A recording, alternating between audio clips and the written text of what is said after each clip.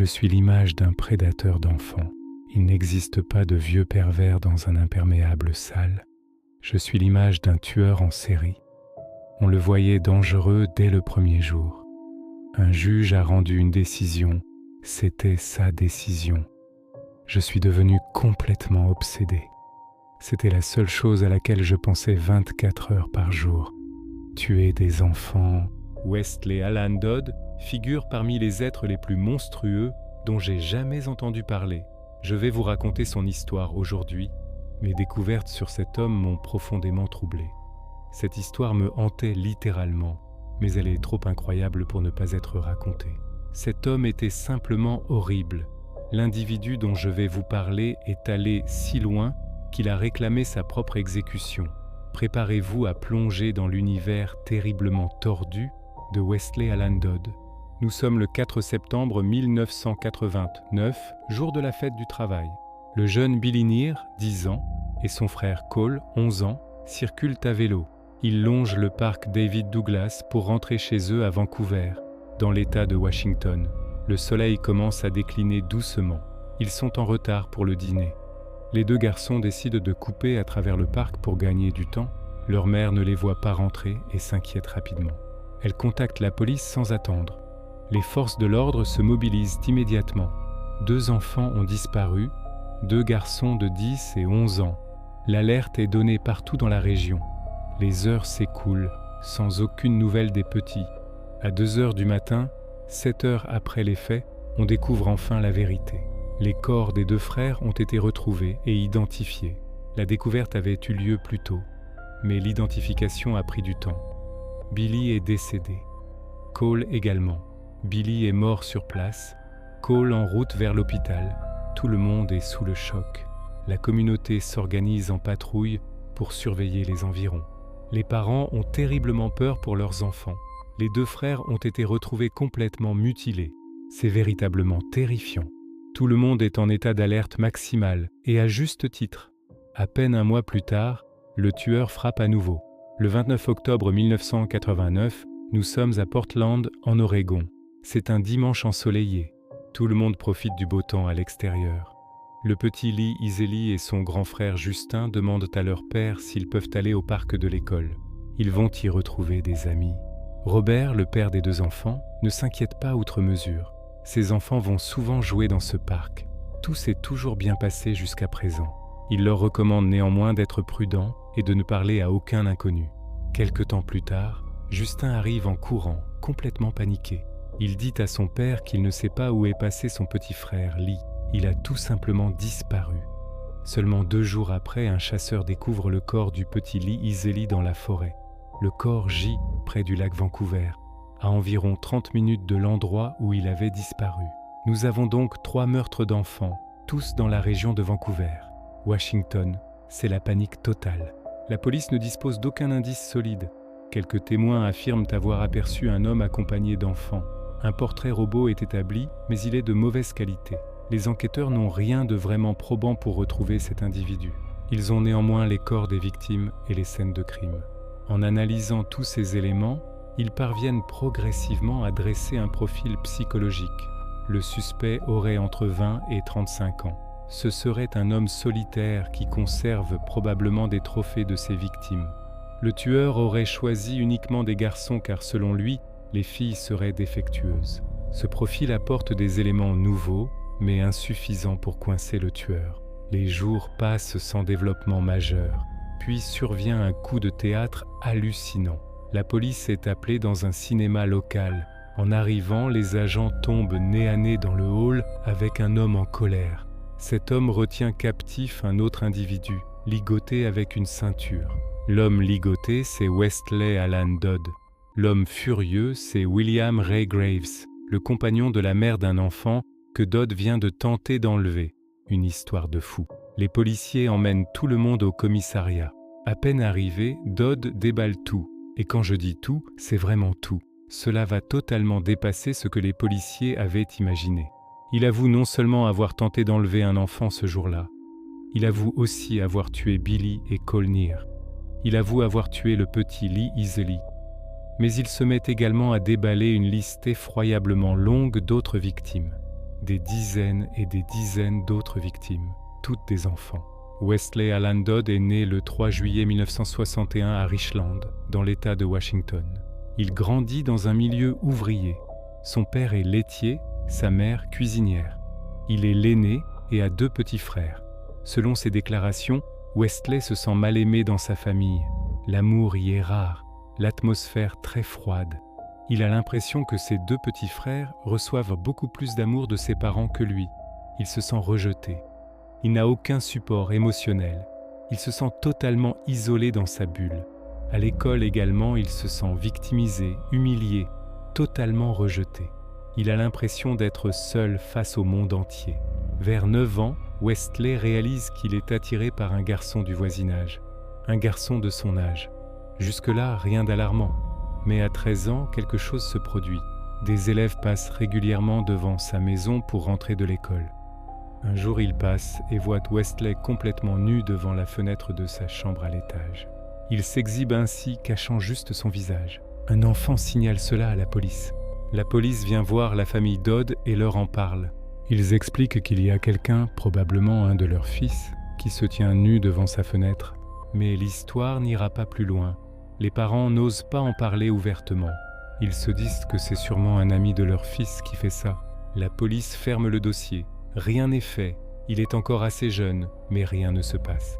Les mois passent et les idées tordues de Wesley prennent de plus en plus de place dans sa tête. Il commence à se balader à vélo dans le quartier. Il cherche des enfants de 10 ans ou moins pour s'exhiber nus devant eux. Je vous rappelle qu'à ce moment-là, il a seulement 13 ans. La vitesse à laquelle il dérape est tout simplement hallucinante. Lors de ses balades, il remarque que les garçons le dénoncent moins que les filles. Il remarque aussi que les filles l'intimident beaucoup. Il décide donc de jeter son dévolu sur les garçons. En 2 mois, il s'expose à plus de 40 enfants. À ce moment-là, Jim Dodd, son père, ne peut plus vraiment fermer les yeux. Il ne peut plus vraiment passer à côté. Les choses deviennent trop visibles. Mais le sujet est évité. Le père se dit qu'à part ces petits incidents, son fils ne fume pas, ne boit pas, ne prend pas de drogue. Ce n'est donc pas si grave.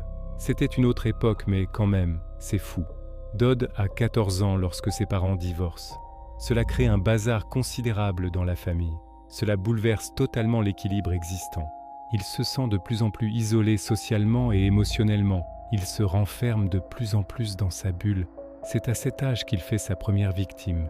Il abuse de sa cousine alors qu'elle a seulement 8 ans. Cela déclenche quelque chose en lui. Le lendemain, il abuse de son petit frère de 6 ans.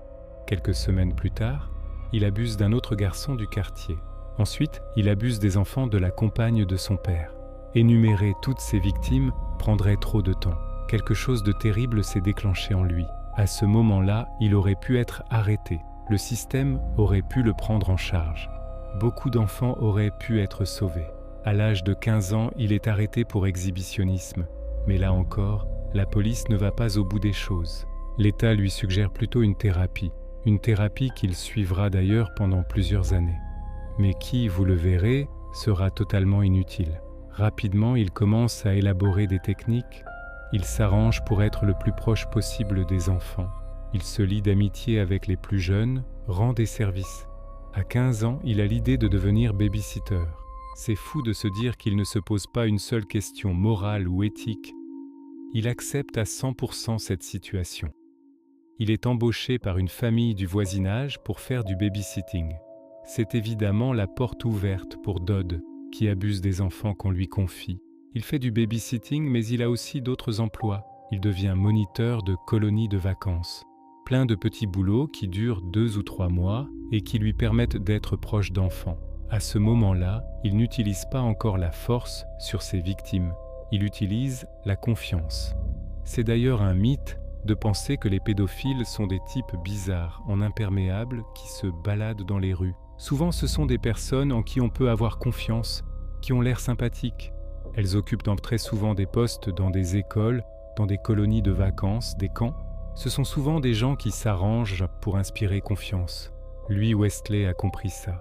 Il a saisi que la seule manière d'approcher des enfants de manière légitime était d'avoir ces emplois-là. Il travaille donc sur ce côté super sympathique. Parfois, il utilise même une petite voix d'enfant. Il achète très souvent des jouets pour les donner à ses victimes. Il met en place tout un tas de stratégies pour avoir l'air super cool. Westley a maintenant 18 ans. La plupart des enfants avec qui il a construit des liens ont grandi ou déménagé. Il doit continuellement redévelopper un lien de confiance avec de nouveaux enfants. Tout cela demande beaucoup de travail. C'est à cet âge qu'il découvre qu'il peut devenir agressif et obtenir la même chose. Un jour, alors qu'il traque sa prochaine victime, il fait souvent ça, des traques organisées. C'est vraiment un type qui organise tout. Il traque sa prochaine victime et entre dans une forêt. Il tombe sur une sorte de lac et voit un enfant qui pêche. Il regarde aux alentours, il n'y a personne. L'enfant est tout seul. Il lui demande s'il veut voir quelque chose de sympa. Une fois isolé, Westley s'approche de lui d'une manière beaucoup plus inquiétante que d'habitude. Il tente d'adopter un comportement inapproprié. Mais heureusement, un groupe d'enfants passe par hasard et interrompt la scène. Cela met fin immédiatement à la situation. Westley rentre chez lui et rien de plus ne se produit. Mais cet épisode réveille quelque chose chez lui. Il se dit qu'il peut franchir d'autres limites. Westley obtient son diplôme d'études secondaires en 1979. 2 ans plus tard, il rejoint la US Navy. Pendant cette période, il travaille, mais peut aussi se déplacer librement. Il en profite pour commettre de nombreux actes répréhensibles envers des enfants. Il choisit des lieux comme les toilettes de cinéma ou les salles de jeu. Il commence à utiliser l'argent pour influencer les plus jeunes. Dans les salles de jeu, il remarque que les enfants demandent souvent quelques pièces pour jouer. Il décide d'en profiter. Il donne de petits billets pour obtenir ce qu'il veut. Mais au bout d'un moment, son comportement étrange finit par attirer l'attention. Il se fait arrêter alors qu'il propose $50 à des enfants. Il leur demandait de le suivre dans un motel pour jouer au strip poker. Il avoue immédiatement à la police qu'il avait de mauvaises intentions. Pour une raison obscure, les poursuites sont abandonnées. Ce ne sera pas la dernière fois. Il y a eu une tentative d'enlèvement sur 2 fillettes, sans suite. Une agression sur un garçon, 19 jours de prison. Une autre affaire dans un terrain de jeu, il plaide coupable. Il écope de 30 jours de prison. Il y a aussi eu une autre agression qui aurait pu lui valoir 10 ans. Mais un dysfonctionnement judiciaire transforme sa peine en un an qui devient finalement du sursis. Au final, il ne passe que 4 mois derrière les barreaux. Il est même arrêté 2 fois pour conduite sans permis, sans conséquence. On dirait que la justice n'a aucune prise sur lui. Une théorie dit que ces affaires étaient tellement tabous à l'époque que les juges estimaient que le simple fait de reconnaître les faits était déjà une punition. Difficile à dire. Finalement, la marine le renvoie. Ils ne peuvent plus le garder. C'est étrange car ce renvoi montre que les faits sont connus. Mais malgré tout, rien n'ira devant les tribunaux. Westley a maintenant 23 ans. Ses pensées deviennent de plus en plus violentes. C'est à ce moment qu'il commence à écrire un journal. Il y note ses souvenirs, ses idées et même ses futurs projets. Il y décrit des plans inquiétants, de la violence, des scénarios imaginés. Il va même jusqu'à écrire qu'il fait un pacte symbolique avec le diable. Nous sommes en 1989. Westley est décidé à commettre l'irréparable. Il ne dort plus. Ses pensées deviennent obsessionnelles. Il décide de passer à l'acte. Le 4 septembre, il prend son matériel. Un couteau attaché à sa cheville. Des lacets dans sa poche. Il part pour le parc David Douglas. Il cherche une occasion, mais chaque fois, quelque chose l'en empêche. Un parent arrive. Un enfant se débat. Rien ne fonctionne. Il rentre chez lui, mais il revient au parc à 18h15. Il croise Billy Neer, 10 ans, et son frère Cole, 11 ans. Les 2 garçons traversent le parc à vélo. Il n'y a presque plus personne autour. Westley leur parle d'une manière autoritaire. C'est une technique qu'il a développée. Il remarque que ce ton lui donne un certain contrôle psychologique. Il leur demande de descendre de leur vélo et de le suivre. Il les emmène dans une zone isolée. Il leur demande de se mettre dos à dos. Il les attache avec les lacets. Puis il commet des actes extrêmement violents. Il s'enfuit ensuite en courant. Quelques minutes plus tard, un adolescent découvre les 2 frères. La police cherche partout le responsable. Les médias en parlent dans tout le pays. Pendant ce temps, Westley observe tout cela depuis chez lui. Il découpe les articles de presse qui parlent de l'affaire. Il continue d'écrire dans son journal en notant chaque détail. Il écrit même ce qu'il pourrait améliorer pour un futur crime. Il se nourrit de l'agitation autour de lui. Mais rapidement, ses pulsions reviennent. Il estime que tout a été trop rapide. Il veut que la prochaine fois dure plus longtemps. Le 29 octobre 1989, Wesley va à Portland, dans l'Oregon. Il se dirige vers une école primaire. À côté, il y a un parc. Il repère le jeune Lee Isley, 4 ans. Lee est un peu à l'écart de son frère et de ses amis. Il joue seul sur une structure en béton.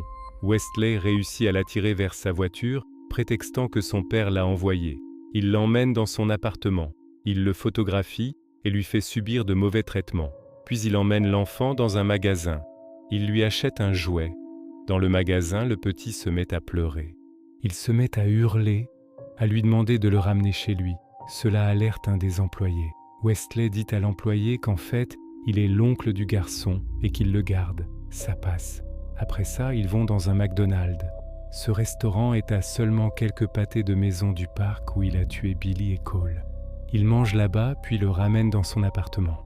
Alors que Lee s'amuse avec son nouveau jouet, Wesley écrit dans son journal. Wesley reprend les agressions. Il va alterner entre agression et écriture dans son journal. Il détaille tout ce qu'il fait dans son journal. Il agit comme ça jusqu'au lendemain, 5h30 du matin. Il finit par l'étouffer avec un coussin. Il l'achève en le pendant dans son placard. Wesley part ensuite au travail. C'est complètement fou. Il tenait vraiment à être à l'heure au travail. Il a organisé tout son planning de kidnapping et de meurtre pour être à l'heure à son travail. À ce moment-là, il travaille comme commis à l'expédition chez une usine de papier. Il fait sa journée de travail. Quand il rentre, il décide d'embarquer le corps du petit Lee dans sa voiture. Il se rend au lac Vancouver, où il jette le corps dans les broussailles. À ce moment-là, Wesley est submergé par ses pulsions. Il devient beaucoup moins organisé, beaucoup moins discret. Il devient très impulsif. Le 11 novembre, il tente d'enlever un petit garçon de 6 ans dans un cinéma. Mais le garçon se débat trop, il hurle trop. Même si Wesley essaye de se faire passer pour son père devant les gens qui s'inquiètent, ça ne passe pas. Il finit par abandonner. 2 jours après, il réessaie dans un autre cinéma. Il repère un petit garçon de 6 ans qui se lève pour aller aux toilettes. Il le suit. Il l'attrape et le tire en dehors du cinéma. Mais le garçon hurle énormément. Il ressort son excuse de « je suis son père ». Pas d'inquiétude, car les gens s'inquiètent évidemment. Mais cette fois-ci, il réussit à le traîner jusqu'à la sortie du cinéma, jusqu'à sa voiture. Il cherche ses clés. Pendant qu'il cherche ses clés, le petit garçon lui échappe. Il court et se dirige à nouveau vers le cinéma. Il saute dans les bras d'un des employés en lui disant que le monsieur a essayé de l'attraper. Il essaie de lui expliquer. L'employé ramène l'enfant vers sa mère. C'est là qu'intervient William Ray Graves. Ce type est un sacré personnage dans notre histoire. C'est le compagnon de la mère du garçon. Ce gars-là, quand il apprend ce qui vient de se passer à son beau-fils, devient furieux. Qu'est-ce qu'il fait? Il court et demande à tout le monde, dans le hall du cinéma, ce qu'ils ont vu. Donnez-moi le maximum d'informations sur ce type. On lui dit que le ravisseur avait un break Pinto jaune moutarde. Graves se met alors à la poursuite de Wesley. Il cherche un break jaune moutarde partout. Il sait qu'il a très peu de temps car très vite, il sera hors de portée. Au même moment, à quelques pâtés de maison du cinéma, Wesley est en train de conduire. Il remarque que sa voiture fait des bruits bizarres. Elle ralentit, puis elle finit par s'arrêter. Croyez-le ou non, la voiture de Wesley tombe en panne. C'est le pire moment pour lui. Devinez qui débarque en trombe sur lui? Graves, le beau-père. Il débarque furieux et fonce sur Wesley. Il attrape Wesley par le cou. Il le traîne jusqu'au cinéma. Il résiste énormément à l'envie de lui faire du mal, on peut le comprendre. Il l'amène dans le hall du cinéma. Il l'attache avec sa ceinture, il le ligote. Ils attendent ensemble l'arrivée de la police. La police arrive sur les lieux et arrête enfin Wesley. Il a 28 ans à ce moment-là. Il aura vécu presque la moitié de sa vie ainsi. Wesley est placé en garde à vue. Très rapidement, il avoue tous ses crimes en détail. Des détails, les enquêteurs vont en avoir. Il y a même des enquêteurs qui sont tombés malades pendant l'interrogatoire, pour vous dire à quel point il est rentré dans les détails. Wesley a écrit tout un tas de journaux qu'il a soigneusement gardés. Il dirige les enquêteurs vers ces journaux. Ils ont pu avoir tout le déroulé de toute sa vie, de tous ces crimes. Ils ont les noms, les prénoms, bref, tout un tas de détails. J'ai lu ce journal pour les recherches et c'était probablement l'une des pires choses que j'ai lues de ma vie. Il va dans un niveau de détail qui est glaçant. Les passages que vous avez vus sont les trucs les plus soft. Il y a beaucoup de choses qui ont été censurées. Il déshumanise tellement ses victimes. Il voit les choses de manière très factuelle. Il éprouve un plaisir tellement immense à faire du mal, c'est juste hallucinant. Il avait aussi classé ses crimes par incident. Incident numéro 1, incident numéro 2, incident numéro 3. Classer ses meurtres comme ça. Il comptait clairement continuer. Il avait prévu tout un tas de choses à faire sur ses prochaines victimes. Les enquêteurs ont aussi trouvé tout un tas de photos chez lui. Des photographies de ses victimes vivantes mais également décédées. Ils ont trouvé aussi des images du Christ bébé tirées de peinture, plein de coupures de presse de ses crimes. Les enquêteurs ont aussi trouvé un support de torture artisanale encore inutilisé chez lui. Il comptait clairement continuer. Pire encore, il comptait monter de niveau si on peut dire. Il avait élaboré tout un tas de techniques de torture complètement affreuses. Il s'était même procuré des couteaux chirurgicaux pour pouvoir faire ces tortures. Heureusement que le petit garçon du cinéma et son beau-père ont mené à son arrestation. Il avait des projets terrifiants. Sur une période de 15 ans, il aura fait plus de 50 victimes au total. Pour la plupart des garçons, tous des enfants de moins de 12 ans. La plus jeune de ces victimes avait seulement 2 ans. Écoutez bien ça. Dodd a plaidé coupable à toutes les accusations en janvier 1990, contre la volonté de son avocat. Il a été condamné à mort. Il n'a jamais fait appel. Il a eu le choix entre l'injection mortelle ou la pendaison. Il a choisi la pendaison. S'il a choisi ce mode-là, c'est pour une raison bien précise. Il dira en interview un peu plus tard que s'il a choisi la pendaison, c'était pour rendre hommage à Lee Easley, parce que c'est comme ça qu'il était mort. Après sa condamnation à mort, ça prend un certain temps avant d'être exécuté. Il a commencé à adopter un comportement très spécial. Il revendiquait vouloir se faire pendre. Il donnait beaucoup d'interviews. Il revendiquait beaucoup le fait qu'il ne fallait surtout pas le libérer, que s'il était libéré, il tuerait sans aucun doute à nouveau. Il ne voulait absolument pas faire appel, car il voulait se faire exécuter rapidement. Et est-ce que c'était pour faire le martyr? Est-ce que c'était par repentance? Ou est-ce que c'était juste une manière pour lui de se racheter une image? Il voulait se faire passer pour l'exemple à ne pas suivre. Regardez-moi, je suis le pédophile qui s'assume et je vais vous donner des leçons. Il s'est vraiment placé comme l'expert en pédophilie. Genre, si vous avez des questions, n'hésitez pas, je vais vous répondre. Il parlait énormément, donnait beaucoup de détails sur lui, sur comment il agissait.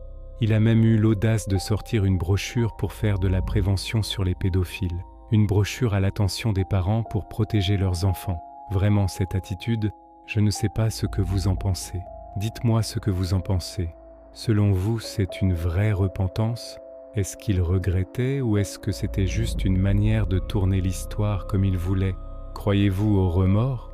Moi, j'ai l'impression qu'il n'avait pas vraiment de remords.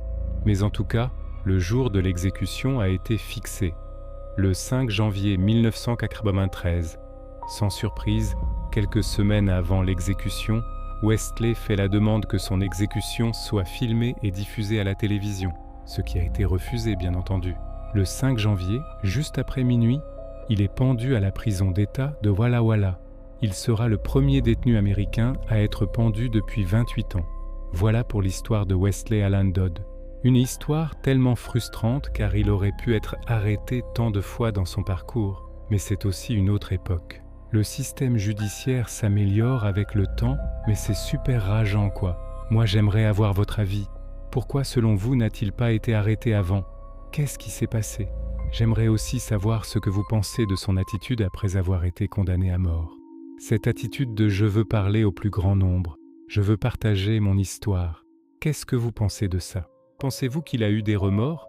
Moi, je n'ai pas eu cette impression qu'il ait eu des remords, mais peut-être que vous allez le percevoir différemment. Je trouve que son arrestation est juste incroyable. Se faire arrêter par le beau-père d'une des victimes potentielles, c'est quand même épique.